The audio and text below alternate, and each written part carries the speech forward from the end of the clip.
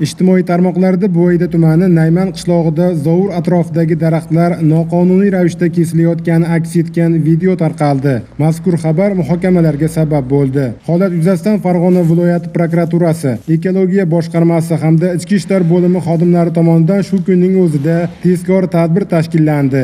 Reyd davomida Nayman mahalla fuqarolar yig'inidagi zovur muhofaza maydonida daraxtlarni noqonuniy kesish fakti tasdiqlandi.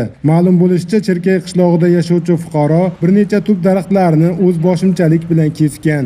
Nayman qishlog'idagi zovur muhofaza hududida bir fuqaro tomonidan 26 tup kam qimmatga ega bo'lgan manzarali daraxtlar kesib yuborilgan holati aniqlanib, shu kunda o'zida unga chora ko'rildi. O'zbekiston Respublikasi Ma'muriy javobgarlik to'g'risidagi kodeksning 79-moddasi 1-qismiga asosan bayonnoma rasmiylashtirildi hamda o'simlik dunyosiga yetkazilgan zarar hamda jarima belgilandi.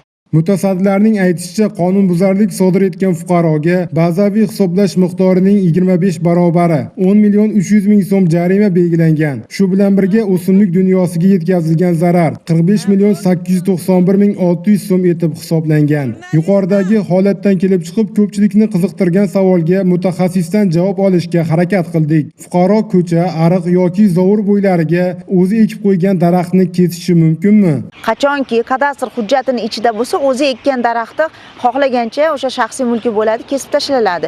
Lekin davlatning yeriga ekkan daraxtlarni o'z boshimchalik bilan kesishga uni haqqi yo'q. Mutaxassisning qo'shimcha qilishicha, kadastr hujjatlariga kirmagan hududlarga yog'och olish maqsadida ekilgan terak, shuningdek mevali daraxtlarni ruxsatsiz kesishga yo'l qo'yiladi. Lekin bundan tashqari barcha holatlarda ekologiya inspektorlariga murojaat qilish maqsadga muvofiq bo'ladi.